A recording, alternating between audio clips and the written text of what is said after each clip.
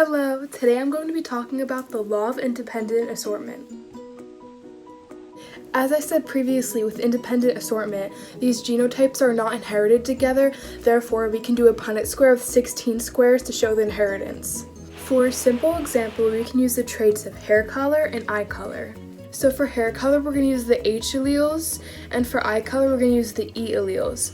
So the big H is going to represent dark hair, and the little h is going to represent light hair, and the same for the E's.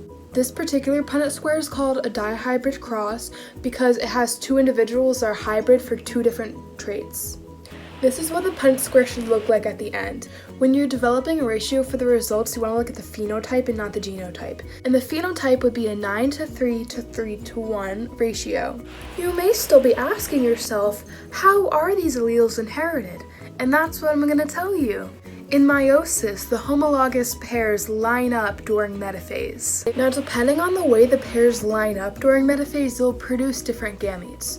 For example, if they line up this way, they'll produce these type of gametes.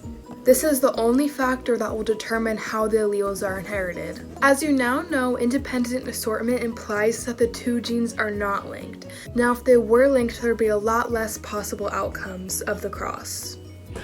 For genes to be linked, they have to be located very close to each other on the same chromosome. When genes are linked, they're inherited as a unit and therefore correspond with each other. So let's say hair color and eye color were linked instead of independently assorted. Let's say light hair was recessive and light eyes were recessive, while dark hair and dark eyes were dominant. This would mean that if you have dark hair, you're more likely to have dark eyes because the two genes are inherited together as a unit since they are linked.